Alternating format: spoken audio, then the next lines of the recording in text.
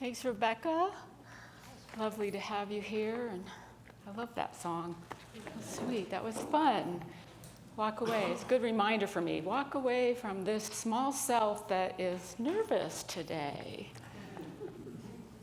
Week 2, I'm back, and I'm still happy to be here. Okay. Don't expect me to say that every week. So if I don't say it next week, doesn't mean I'm not happy to be here. August 25th. Where did the summer go? Today is National Pony Express Day. Who knew? It's inviting us to explore and take a different path and be on a journey. It's also National Banana Split Day. Who knew? It's inviting us to savor the sweetness and have a little fruit with your sweet so you're healthy. It's also National Kiss and Make Up Day. Honest to God, I just looked up August 25th and all these things came up. Kiss and make up. Forgive somebody. Mend some fences. Build some bridges. It's also National Whiskey Sour Day. Chill out at the end of the day and have a cocktail. All these invitations. It's also, one more, the beginning of Be Kind to Humankind Week. So today's the first day. So it's inviting us to set an intention to be kind. Either spontaneously or planned, it doesn't really matter. Be kind to someone every day this week. Try it. It's also the first of a 5-week series I'm going to do on Unity's basic principles. So this one is hard for me, this first principle, but we're gonna talk about the 5 principles because, one, there's a lot of new faces that I see, and it's good to bring these out, to talk about them, to let you know what we're about here in Unity, what are Unity's teachings. And second, for those of you that have been around a while, it's always good to re-examine where you are, what you believe in, what do you value? Does it still resonate for you being here? These are our truths. These are what we teach. And so it's always a good time, always a good practice to look at what Unity teaches, and hopefully I give a little bit of that each week, but I've been gone all summer, so I don't know what's been said here. I purposely did not watch because I was trying to be off. So we're going to be talking about the Unity 5 basic principles, get back to basics. And so you're welcome to take them in, think about it. Spend some time contemplating, does this resonate with me or does it not? Am I in the right place? And it's okay if you're not. It's okay. Got an email this week from Mark Hicks, who is the founder of truthunity.net. It's a resource I use every week when I'm preparing a talk because there's so much information there and so many great articles written by different Unity ministers. And anyway, he talked about faith density. And I hadn't heard that term before, but he said so many of our centers are not dense in their faith, that instead they are just a platform for ideas. And if we want to be dense in our faith as a church, as a spiritual center, we have to make sure we're all kind of following the same set of principles. We have to make sure that it's being talked about from the platform. We have to make sure that the classes we teach, the books we study, everything is in alignment with what we say we believe in Unity. And not be just a center that changes at the whim of its current members. The founders, when they started this center, this church, wanted to be a unity church. a unity center. And so almost 31 years later, we're still unity.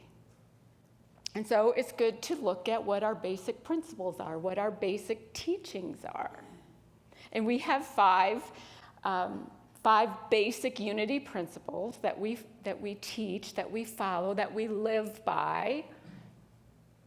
And they were brought together in a book for the first time, I think in the 1990s, by Ellen Davenport, Reverend Ellen Davenport. We have a couple of these in the bookstore if you're interested. But she was in ministerial school, and Charles Fillmore, co-founder of Unity, great-granddaughter, I think Connie, am I getting the name right? Colleen, I'm looking at you, because maybe you know. Connie Fillmore came and boiled it down. What does unity believe? It was asked. What does unity believe? And she wrote these 5 basic principles. And it became the keys to the kingdom, and it's a whole nother class. But Ellen wrote this book because there wasn't anything on the 5 basic principles. So the first principle is, I'm always a little nervous talking about this one because it's challenging to talk about it. It's the first principle, and it has to come first because we have to first believe that there is one power, one presence in the universe. And it is God, it is good, it is whatever name you want to give spirit. It doesn't matter what name you use, divine mind, universe, the force, the field. Whatever word works for you, there's that one power. Just the one. And its principle. It's not a being in the sky. It's not a supernatural being that swoops down and rescues us. It's principle. I see it as, and this is always hard to explain because it's hard to put God in words, right? But as an energy, as a force, as a field that we're all part of. Joseph Campbell shared a story in the book Power of Myth about Dwight Eisenhower, who walked into a room full of computers, these big mainframes. And he walked into this room and he said, "Is there a God?" And there was nothing at first.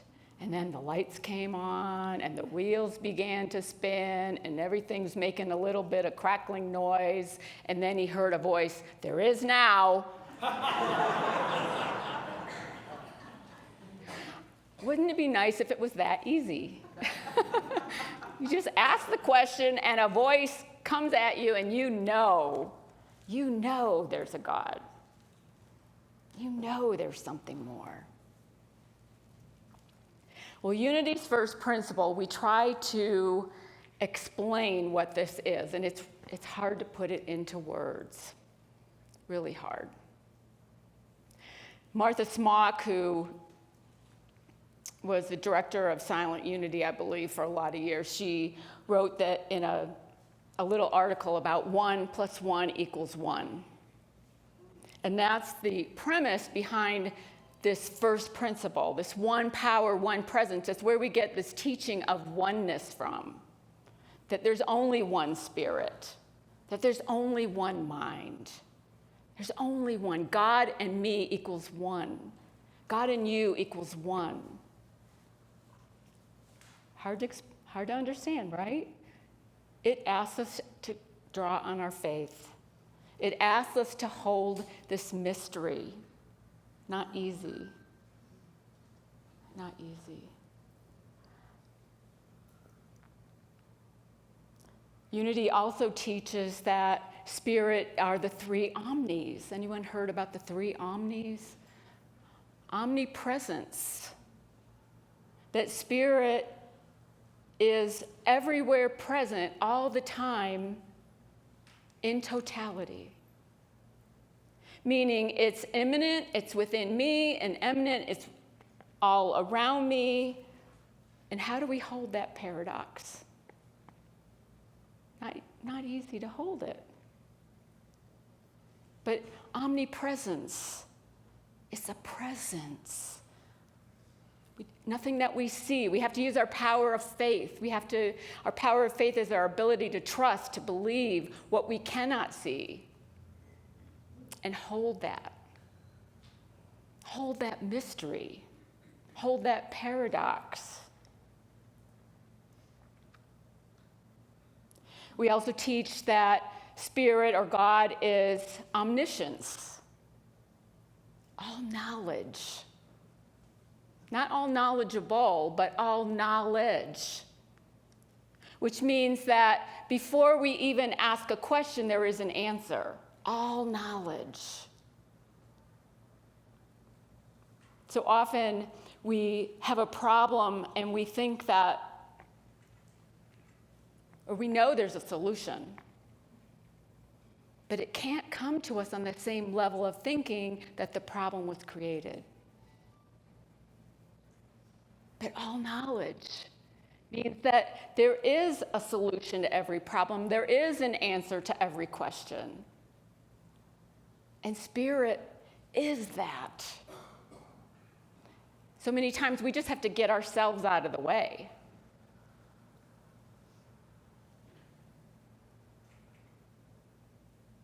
And then the third omni is, see which first, what was the first one I shared? Omnipotence. Omnipotence. All power. That one power, one presence is all power. This is a hard one for most of us to really, really take in and trust. We want to give power to other things, to other people. But all the power is Spirit, and all the power is good.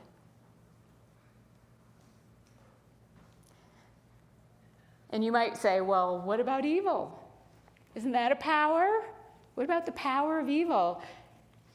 Evil is only the power, has only the power that we give it. Only the power we give it. Ellen says that her answer to that, what about evil? Humans were created with free will. Why is there evil in the world? Because humans have free will and we make mistakes. Knowingly, unknowingly, we make mistakes.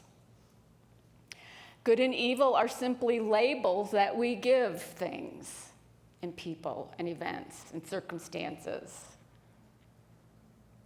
We're not seeing the whole big picture. Sometimes something that seems like a tragedy is really a blessing, but we don't see it yet. And humans are unripe fruit. The human species is immature. The Aramaic word for evil comes from bisha, which means immature, unripe. Unripe. We're not there yet. That's why we're here, learning, growing.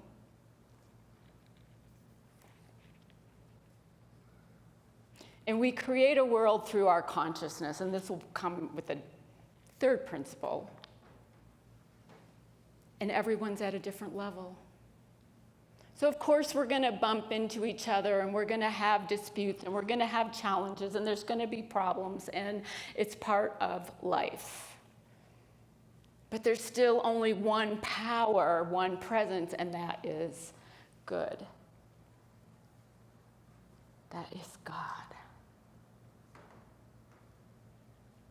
It can be really hard to hold that.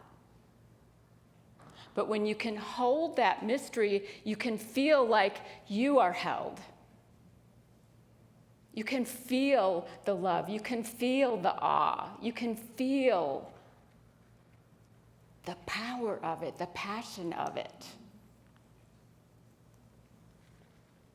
Sometimes it's easier when we are away, when we're in the mountains or we're on a beach or someplace where is our happy place. Everybody have a happy place? Yeah, and we can't always go to our happy places, but we can in our minds. We can when we meditate, get to that happy place. One of my happy places is Breckenridge. We spent a month in Breckenridge this summer, and just being there. I don't have to do anything, but just being there. The air you breathe, and the majesty, the mountains, and how beautiful, and the aspen trees, and you can feel the presence there. You can feel that God is alive in me.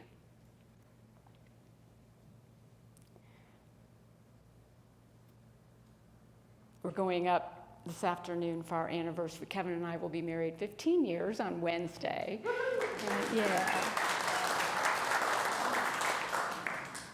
And I thanked so many people last week. It was my first Sunday back, and I didn't thank Kevin. And I told you how I was angry at him, but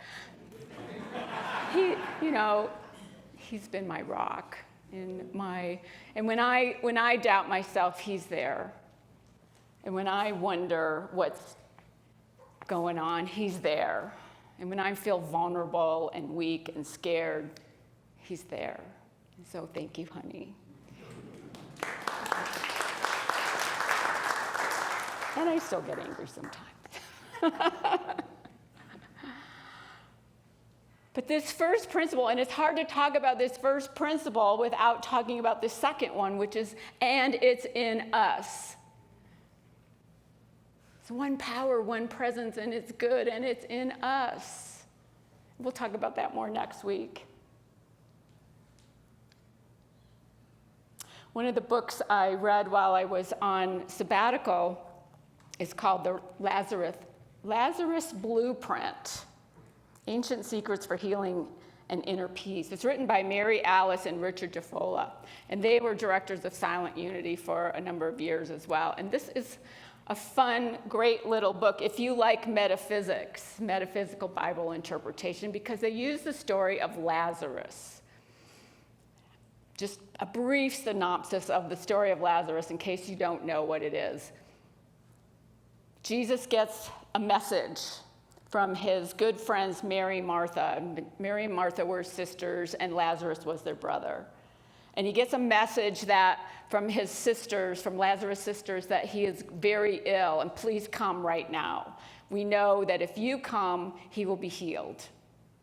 And Jesus puts it aside and waits 2 days. Waits 2 days. And then 2 days, okay, now it's time to go to Bethany. And he goes to Bethany, and he gets there, and his sisters are, Jesus, why didn't you come? If you would have come, he wouldn't have died, and he's been dead 4 days already. Jesus says, well, take me to the tomb. Where have you laid him?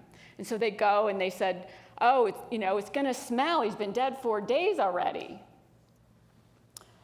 And he says, roll the stone away, and there's more stories, and Lazarus come out. So I'll get into some of that more in following weeks. But this first one, this blueprint from this book, is taking this story and dividing it into 6 steps that we can do when we want to have inner peace or have a healing or have a transformation. And the first step is what Jesus did the first time. If anyone saw The Chosen, I think season 4, I'm waiting for Kristen to go, woo-hoo, there she goes. Okay, thank you, Kristen, I was waiting for that. We see this story. Jesus gets this message, and he just puts it down, and the apostles are like, what the heck? He's your good friend. Why wouldn't you go? Why wouldn't you help? Haven't you wondered that? I wondered that when I've read this story. Like, what's he waiting for? Go. Get on with it. This first step says, turn away. Turn away. Don't jump into a problem unless your consciousness is ready to hold it knowing there's an answer, knowing there's a solution. Turn away doesn't mean don't take immediate action. If you know that immediate action is needed, that's fine. What it says is don't dwell on it. Don't dwell on the problem. Dwelling on the problem is giving power to the problem. And remember how whenever we give power to a problem, when we dwell on a problem, it seems to grow until it's this unmanageable thing that we just can't even deal with anymore. Don't dwell on it. Turn away. And Jesus demonstrates that for us in this story. He didn't jump and go right away. He knew that he would take care of it when he got there. When we look at the Bible stories, they can be great guidance for us. They can help us understand. And so I love this first one that says, turn away. Where is the power? It's not in that problem. It's not rushing off to take care of that. It's in the present moment. Our point of power is in the present moment. Our point of power is not in the past. There's nothing we can do about the past. And it's not in the future. We can only be in the present and plant seeds for the future, set intentions for the future. But our point of power is in the present. And we all have this inner power. It's called our power of power.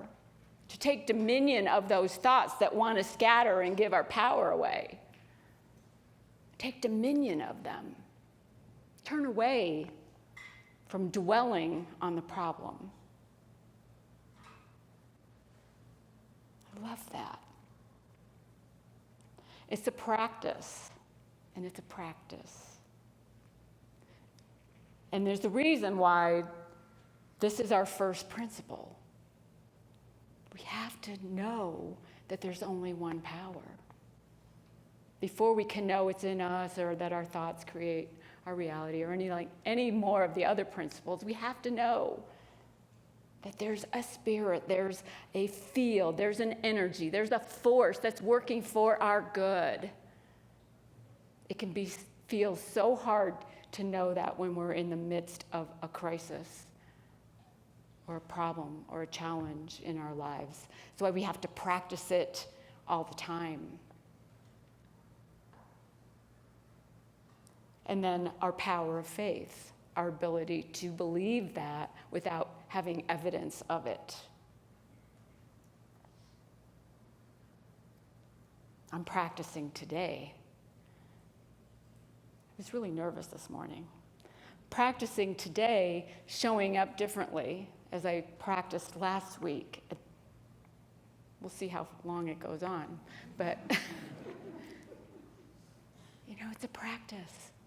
Examine your own beliefs. Where are you with that? Are you giving your power to something else, to something external, something worldly?